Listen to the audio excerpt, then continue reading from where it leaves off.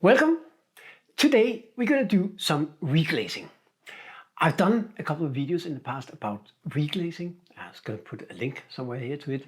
But today I'm going to do something I haven't done before. I'm going to reglaze this large vase. It is about 60 centimeters, so it takes up the entire space of my kiln. And reglazing this is a little more of a challenge than the smaller pots that I've reglazed in the past. So welcome. I hope you enjoyed.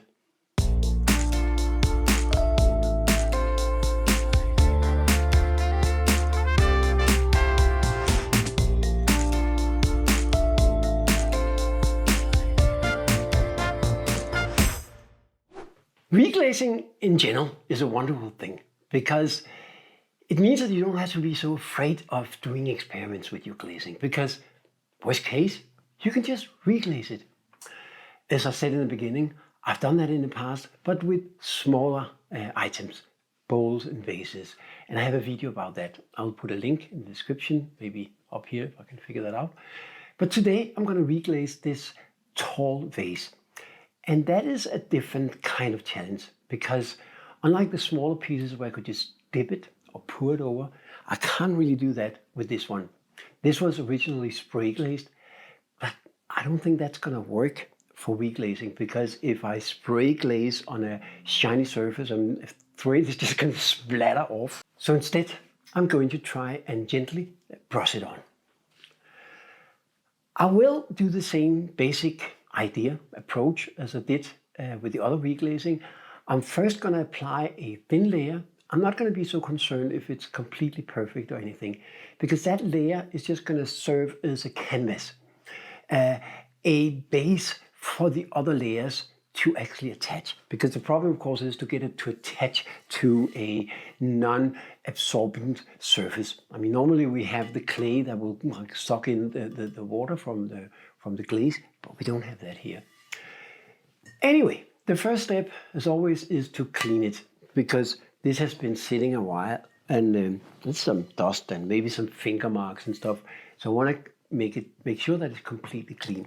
And to do that, I simply use some alcohol. You could probably use other deterrents, but this is a good way to make sure that there's no dust and that there's no greasy finger marks or anything like that. So let's move on with that. I'm just going to use this kitchen cloth and plenty of alcohol, and just basically clean it all the way and make sure that it's dust free and there's no finger marks, any grease, any dirt, anything. So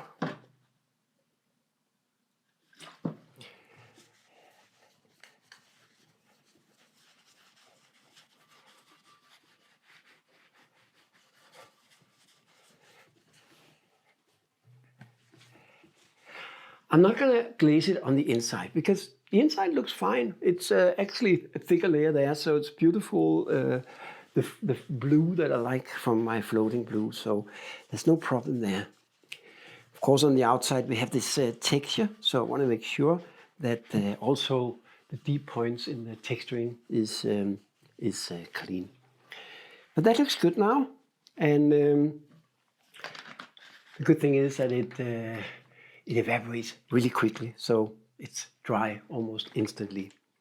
So next step, I'm going to apply the first layer of glaze. I'm going to use the same glaze that I originally put on, but just didn't put on thick enough. I have to be a little bit careful because I put it up very high. As always, make sure that your glaze is well mixed. There's no settling, and all the particles are suspended in the glaze. So now I'm going to see how that works. Yeah, it's actually not bad. You see, it's actually getting on. Very thin layer to begin with. It's not going to stick so well, but I actually do get some there. It's not too bad. Let me just move the camera a little bit closer. I don't want it to run now. I don't, and this is of course much too thin. But it's a start, and I'm just gonna continue this and put the first layer on like this.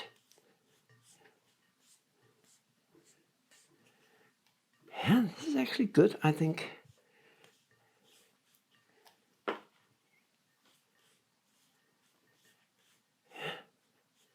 So I'm just gently adding it.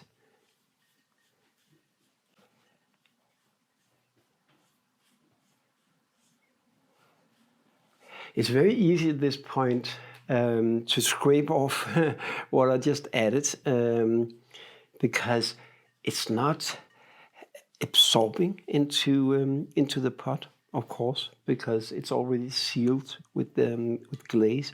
So it's just right now sitting on the surface, so to speak, and it's a lot more fragile than when I initially glazed it.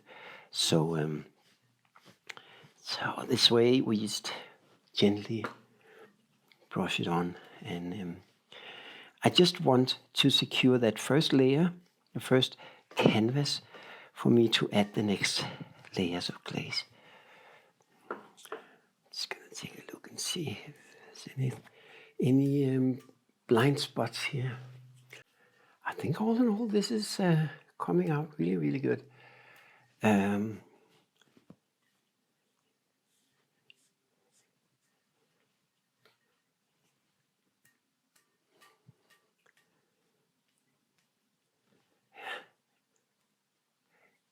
As soon as I try to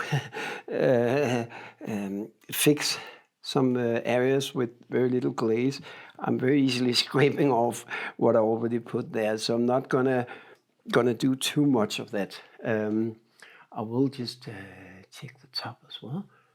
It wouldn't hurt to get a little more glaze on that too. Something like that. So now we got that first layer, and of course it's completely wet now. And normally it will only take a few seconds, maybe half a minute or something. It would dry because the water will be absorbed into the porous clay that's just been bisquied. But in this case, it has to dry from the outside, so to speak. So all the water in the glaze have to evaporate instead of being sucked into the clay. I could just leave it, and it will probably take several hours. I will, to begin with, just leave it because I need to do something else anyway. So I'll just leave it for now, and then I will return maybe in an hour or two because I have to do some stuff. And then maybe I will give a little bit with the heat gun to dry it up. We'll see. Now I'm back again, and I'm already applying the second layer. It dried out completely when I was away, and also, you may notice, I came back with a new haircut. I did that.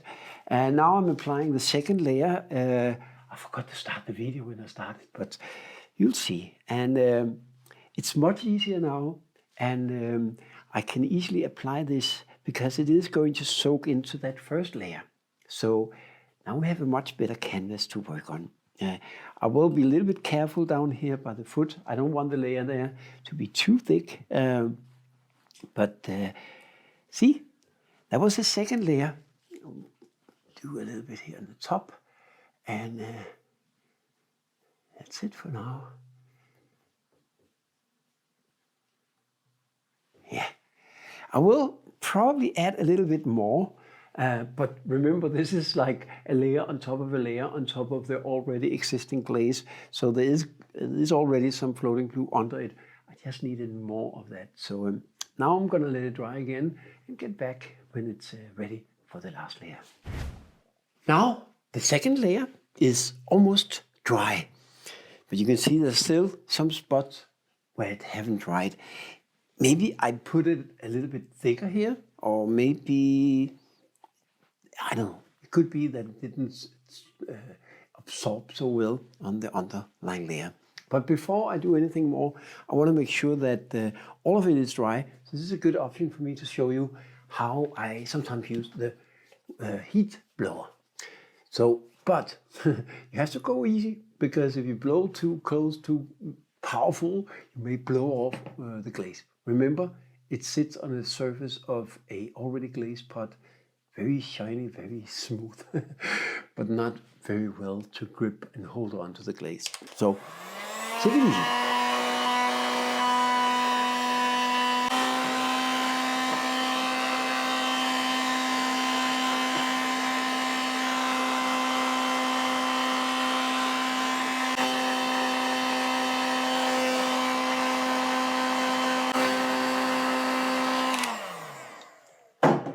That's it. It's almost like magic, like you paint away the wet spots. But now we have a nice, even, dry surface again. So I want to add one more layer. As I now repeat it a few times, this glaze can take so much thickness. And the thicker, the more blue it will get. And I really want that. So I'm just going to add a last layer. And again, be careful because it's very easy to scrape off what you had underneath. So keep the brush very, very light. Make sure you have enough glaze on it. So really just pushing the glaze in on the surface.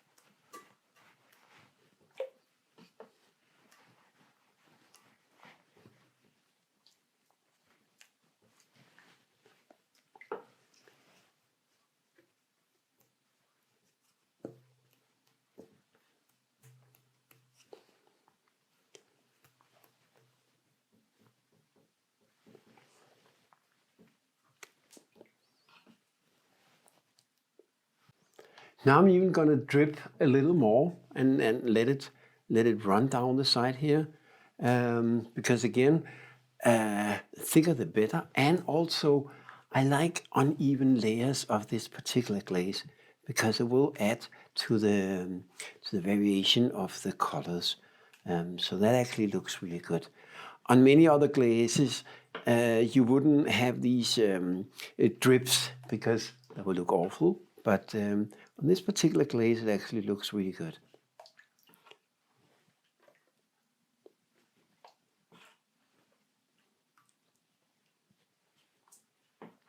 I will need in the end to wipe off some of the glaze at the foot because this is surely going to be too much down there. And in that case, it could potentially glue to my shelf. I don't want that. So maybe I'll take some of it already now.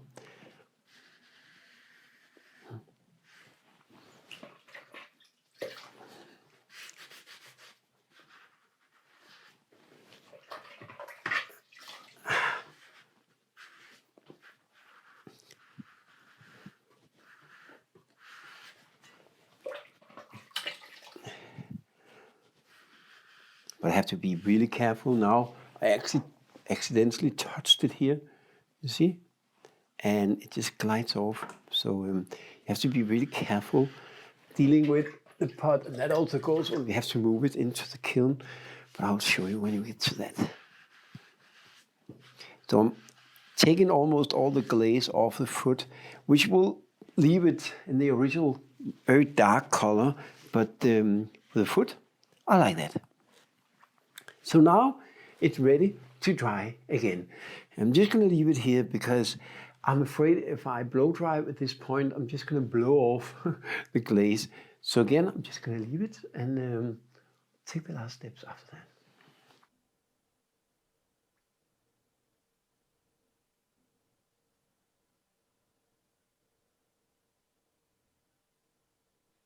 Now back again.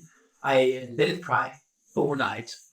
Probably could have worked on it last night, but I was busy. And now I'm sure that it's completely dry. And when I take a look at this now, it looks like it's a very nice and big layer. And that's exactly why I like it. Now, I don't want it just to be the floating glue. As usual, I want to combine it with my two favorites, antis, white. There's a heat A2 white, because that fits really well with the floating glue. And I'm going to sprinkle on some oxide washes. For this, I would usually like take on the white and the oxalates, but I'm afraid if I start feeling on this, I will scrape it off. So instead, I'm going to use this tray slip device where I have the A2 white that I just going to shake it to make sure that it's well mixed. And I'm going to drip it down. There's going to have some drips down the side, and I think that's going to look good. So I'm going to chip it a little bit and see how that works. But now, the tricky thing about this, I only have one tip to do it right, because if it's wrong, I can't feel I would take it all off and start all over, but I really don't want to do that. So let's see how it goes.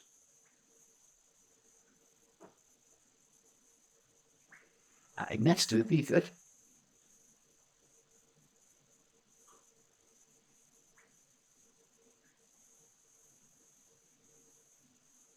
You sure make sure that it doesn't rot away from me.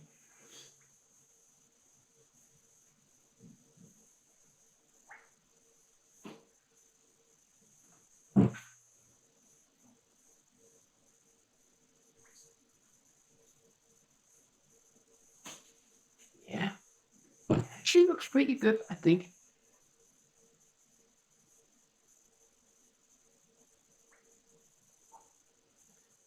So that was the first part. I think I'm going to do a couple of rows more. Okay.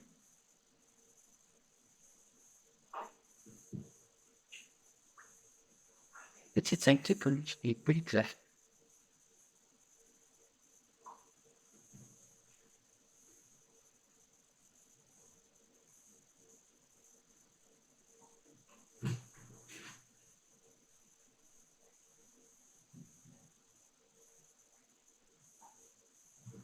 Yeah, that's very interesting. I think I'm going to continue with a few more rows.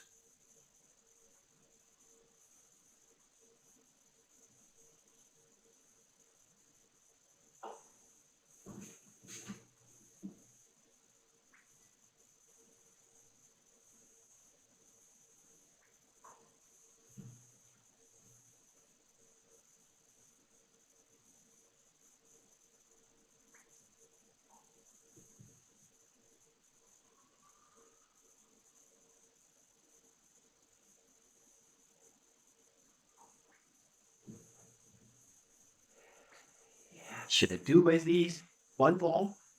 I think it wanted in wall.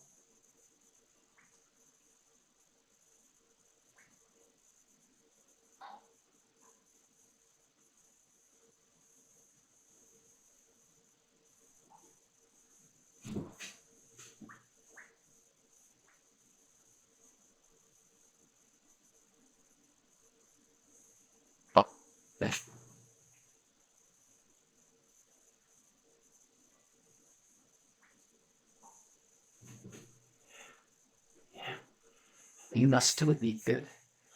And the last one on here.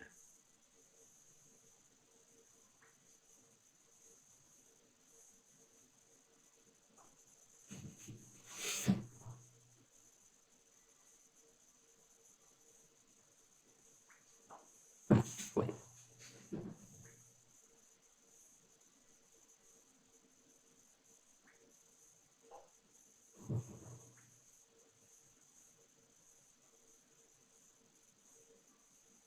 So, don't think I want to do any more, because I'm afraid it's going to run off my pot.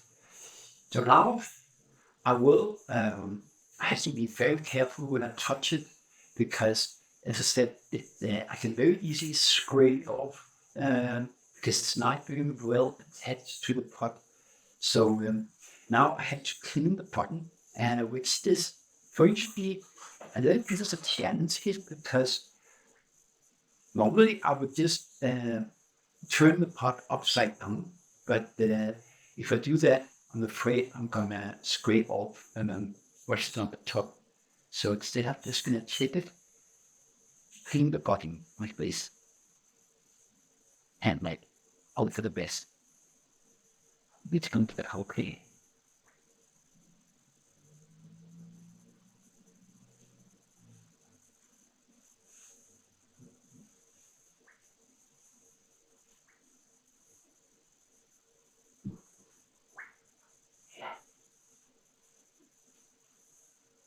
That looks good. So now it's ready to splash on the oxide. But because I'm gonna splash it a little dramatic, I will do it outside. First, I'm gonna use some of my cobalt oxide, cobalt carbonate oxide wash. And I made it very fluent, so I can splash it on. So this is my pot, and I'm basically just gonna throw it on like this.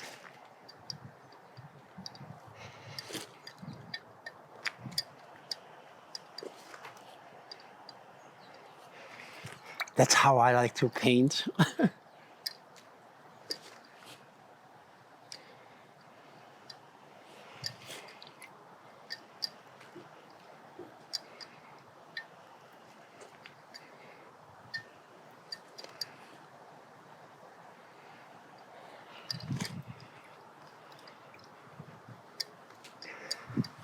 Yeah, I think that's gonna be good.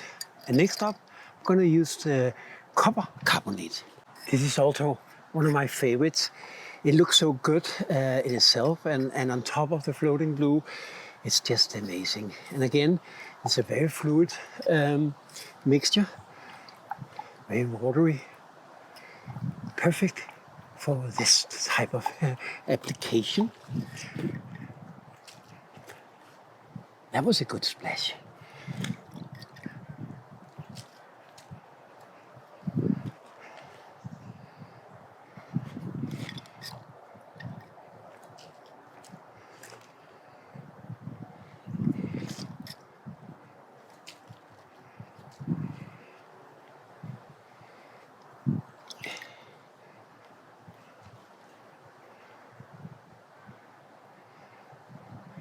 I'm a little careful with the cobalt on the lower part because it makes it more runny, but the copper doesn't do that, so I can add a little more lower parts of it.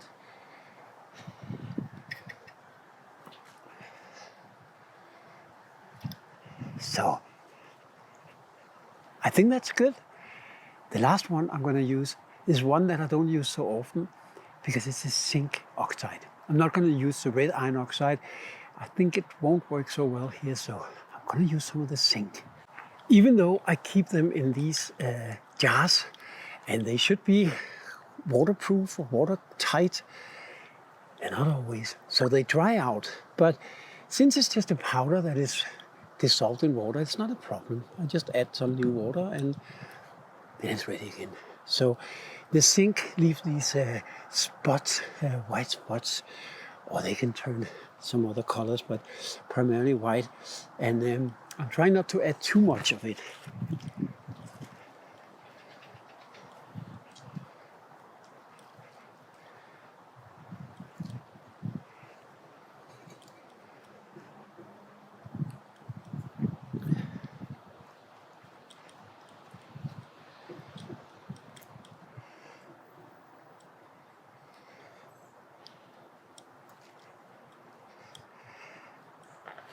think that's it. Now it's ready to get in the kiln. And again, I have to be very careful not to touch any of the glaze sides because it's just going to scrape it off. I think it's cleaned underneath, but I did put a few soft insulating bricks there, so in case I didn't clean it completely, it's not going to ruin my shelves.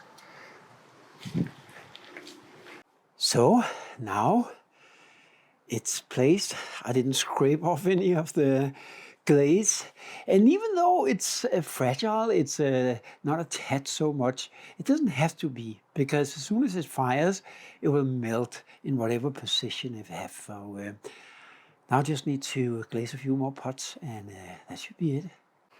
Good morning.